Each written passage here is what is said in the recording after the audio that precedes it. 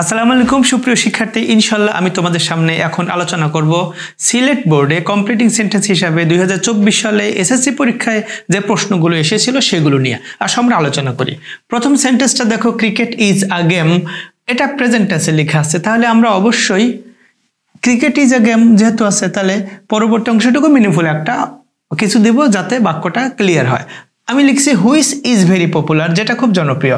অর্থাৎ যেহেতু cricket is a game, এখানে একটা অবজেক্ট হিসেবে নাউন আছে, তাহলে আমি নাউনের সাথে রিলেটেড একটা রিলেটিভ প্রোনাউন নিলাম, এরপর প্রেজেন্ট টেন্স থাকার কারণে পরবর্তী অংশটুকু প্রেজেন্ট টেন্সে লিখলাম। আবার বলছি cricket is a game which is very popular, আমি এটা লিখেছি।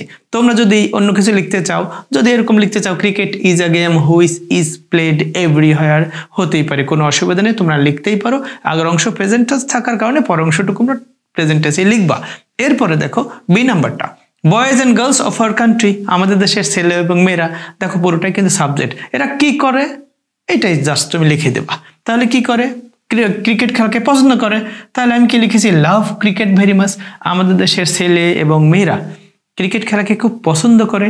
তুমি যদি লাভ না লিখে এনজয় লিখতে চাও লিখতে পারো, কোনো অসুবিধা নাই।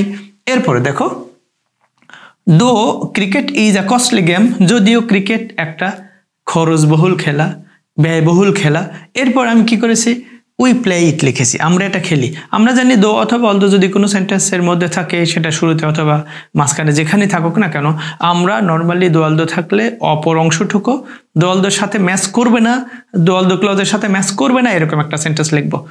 তো যদিও এটা খরচবহুল বা ব্যয়বহুল খেলা, সাধারণ কথা ছিল কি আমরা এটা খেলি না বেশি যেহেতু ব্যয়বহুল। কিন্তু না, দো অলদোর ক্ষেত্রে আমাদেরকে পরবর্তী ক্লজটা নিতে হয়, প্রথম ক্লজের সাথে যেন ম্যাচ না করে এইরকম। তাহলে এখানে কি বলেছিল, যদিও ক্রিকেট একটা কস্টলি গেম, এরপরেও আমরা এটাকে খেলি। আশা করি তোমরা বুঝতে পেরেছো। তুমি যদি অন্য কিছু লিখতে চাও, উই চুজ ইট বা উই লাইক ইট অথবা এভরিহোয়ার ইট ইজ প্লেড, সব জায়গায় এটা খেলা হয়, তুমি লিখতেই পারো, কোনো অসুবিধা নেই। এরপর দেখো, Bangladesh is a test playing country, Bangladesh একটা টেস্ট প্লেয়িং কান্ট্রি, জাস্ট একটা সেন্টেন্স লেখা হয়েছে স্বাধীন ক্লজ। তাহলে আমি পরবর্তীতে মিনিংফুল হয় এরকম আর একটা ক্লজ লিখবো, মাঝখানে অ্যান্ড বাট অর কিছু একটা দিয়ে, অর্থাৎ কম্পাউন্ড সেন্টেন্সটা আমি করছি, তুমি না করলে না করতে পারো, সমস্যা নেই।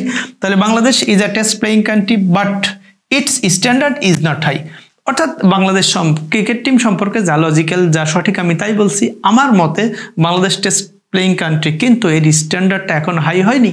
স্ট্যান্ডার্ড হাই করার জন্য কি করতে হবে, পরবর্তী সেন্টেন্সটা দেওয়া আছে দেখো, এখানে লেখা আছে টু আপগ্রেড স্ট্যান্ডার্ড, এর স্ট্যান্ডার্ডকে আপগ্রেড করতে।